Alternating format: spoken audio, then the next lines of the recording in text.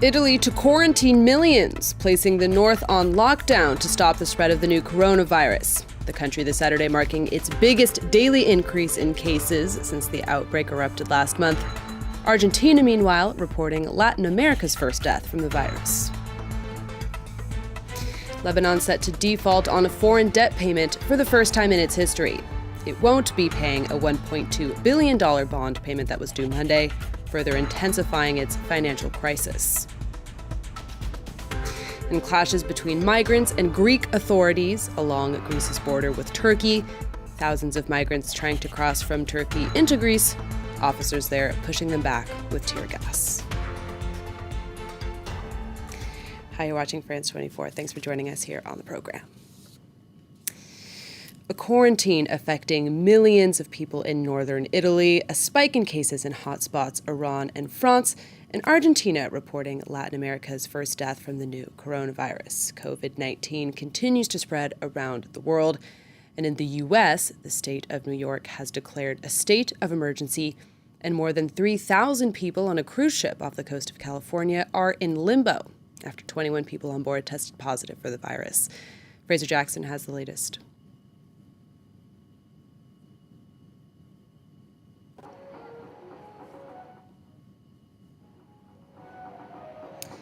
All right, it seems that we're having a bit of technical difficulties there. We will try to bring that report to you later on. But we do have more on the latest coronavirus developments in the U.S. in this report from our Washington correspondent, Ketevan Gorgistani.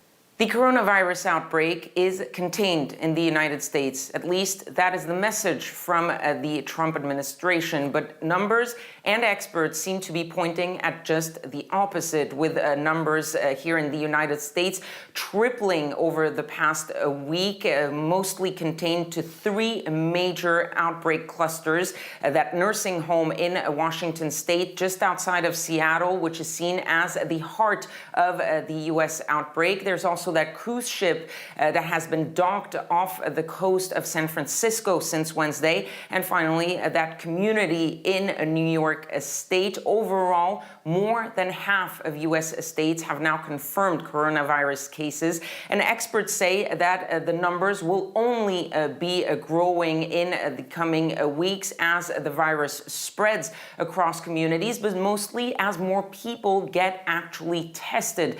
Because after facing criticism for a slow testing process in the beginning of this outbreak, health officials have ramped up production of these testing kits and announced that about 2 million tests will be sent out this coming week, with the ability to test about 850,000 people. But unlike what Donald Trump said, anybody who wants to get tested will not be able to do so. The final word will still rest with doctors and public health officials. Now, as you may have heard earlier in the program, New York has declared a state of emergency in a bid to halt the spread of the coronavirus. Here's the state's governor, Andrew Cuomo, speaking earlier. I have officially done a declaration of emergency, which gives us certain powers. We're going to be doing purchasing and hiring more staff, especially to help local housing authorities, local health departments that are very stressed. The new coronavirus also wreaking havoc on the global economy. Supply chains are disrupted, businesses are suffering, and financial markets are slumping. James Facina takes a closer look. It's been the darkest week for the global economy since the beginning of the outbreak. As the number of infections increases worldwide, stock markets are bearing the brunt of the coronavirus. Over in the United States, the Dow, the S&P and the Nasdaq all finished in the reds for the second day in a row, as investors struggled to shake off worries over the impact. There's definitely panic within the financial community to a certain extent, because stocks are trading at a discount of 20, 30, 40%. And we have to realize that 12 trading days ago, or 14, we were at a record high. Meanwhile, as European countries ramp up their strategies to fight off the virus, markets continued to plummet on Friday. Italy's stock exchange dropped by 3.5% as the country tackles the biggest outbreak outside of Asia. In London, the FTSE took a toll as cases soared in the UK over the past week, and Paris's stock market remains the hardest hit as the CAC 40 fell by over 4%, down a total of 14% since the beginning of the year. After stating that it was ready to take targeted action to support the economy, the European Central Bank is expected to announce new measures to stem the losses on Thursday.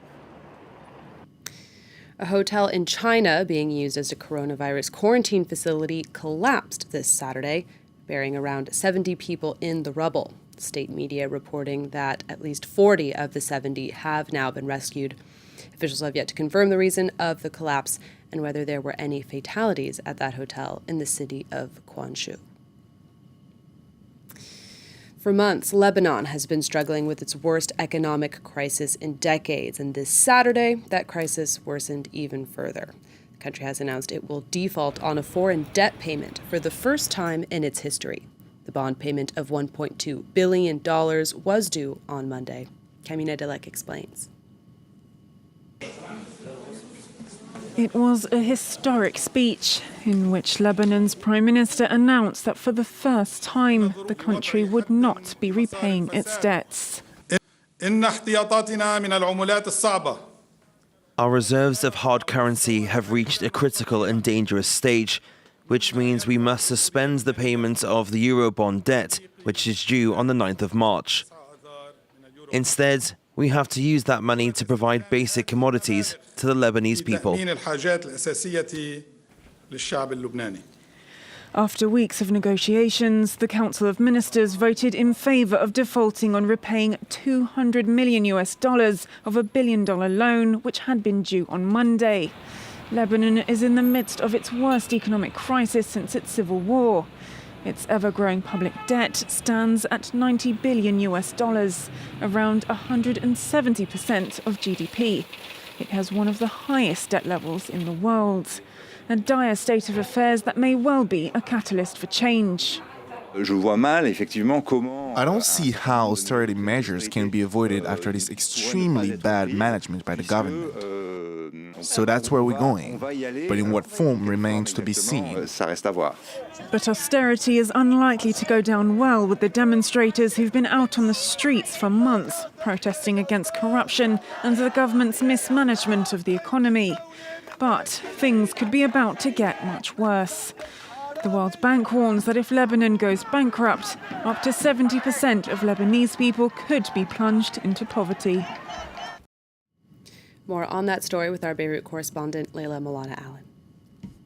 It's the first time in its history that Lebanon has defaulted on debt. It's traditionally a very debt-heavy country and actually has the third highest level of debt to GDP in the world. It stands at around $91 billion at the moment. And there was one of these payments that was due a few months ago, and at the time, they were able to pay that off for the same amount. And that was because most of that debt was held by Lebanese banks, so they were able to strike a deal with the central bank. This time round, the majority of this $1.2 billion that's owed on Monday was from foreign debtors, and so they weren't willing to strike a deal there. And for so long, Lebanon has been facing this sharpening economic crisis, really plummeting to depths that we haven't seen in decades in the country. And finally, the decision was made that they were going to have to default the next time round if they didn't do so today. So better to bite the bullet and decide that now is the time to do so and start trying to accept that they cannot be so heavily indebted while trying to solve an economic crisis and start actually putting some reforms forward while instead of constantly putting bandages over and trying to push the can down the road. Clashes between migrants and Greek authorities along Greece's border with Turkey. Greek officers firing tear gas and deploying water cannons in a bid to drive back the thousands of migrants that have been amassing along the border looking to cross into Greece. Kamina Delek has that story. One of the last hurdles before reaching Greek soil. Europe is tantalizingly close. Greek police responded to the influx of people with tear gas and water cannon, and claimed it was also subject to tear gas thrown from the Turkish side, and pointed the finger at Turkish authorities. Migrants threw stones and canisters. They're desperate to cross. We want to go to Europe for a better future for ourselves and our families. At least 2 migrants were injured in the scuffles. Those who made it across to Greece say Greek police took their money, phones and even clothes, sending them back into Turkey with nothing. But despite the risks, thousands of migrants have set up makeshift camps along the border, still hoping to make the crossing. It's very difficult, but there is hope, God willing. Tensions were also heightened among locals in Greece, with some on Lesbos setting up an impromptu roadblock to prevent migrants and their families from entering the village of Moria on Thursday. While over the weekend, protesters took to the streets to demand better treatment for migrants and refugees. The Greek people are neither fascist nor racist. Refugees are not our enemies. That's why we are here. This new crisis comes after the Turkish government said it would no longer block migrants from leaving its territory. Ankara says it's done enough, and now it's up to Europe to shoulder the refugee burden. The EU has criticised Turkey for using migrants as a bargaining chip. Moving on, in the U.S., the Democratic primaries have turned into a 2-man race between Joe Biden and Bernie Sanders. And one of the biggest questions now is whether Sanders will be able to catch up to Biden's delegate count and shore up enough support going forward after several party officials and former candidates endorsed his moderate rival. Shirley Sipon has more. It's Bernie weekend in downtown Detroit. Days before their state votes on Tuesday, local Bernie Sanders supporters combined campaigning with their favorite hobby, singing. You know, I think we just loved Bernie so much last time, and we were just so grateful that he ran again. And Bernie just feels like he's one of us.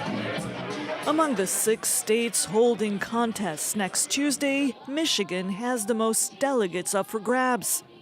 One of the key issues for local voters, recreating jobs in the region where the car industry collapsed in recent decades, with many manufacturers moving plants abroad. Sanders accused Joe Biden of backing trade deals that he says are responsible for that crisis. I helped lead the opposition to NAFTA and PNTR with China, which have cost us over 4 million good-paying jobs in this country. Since the tide has changed in the primary race, with Sanders losing the leading position to Biden, the left-wing candidate has multiplied attacks against his rival, with Biden now saying Democrats shouldn't confront each other, but focus on beating Donald Trump. We are going to win this thing, and then we're going to change the occupant of the White House with your help. Biden has received backing from all of the moderates who have dropped out of the race. Meanwhile, Elizabeth Warren, a progressive like Sanders, has not backed either candidate yet. I thought that wasn't right. And women around the world are gearing up for International Women's Day, which is this Sunday, March 8th. Activists getting a head start in Peru on the eve of the global day. Thousands there are taking to the streets, calling for justice for female victims of violence and for greater punishments for the people who abuse or kill their female partners. Now we'll be following International Women's Day here on France 24, so do stay tuned for more on the events on Sunday, March 8th, International Women's Day. That's all for me for now, but do stay tuned. There's more news coming up next.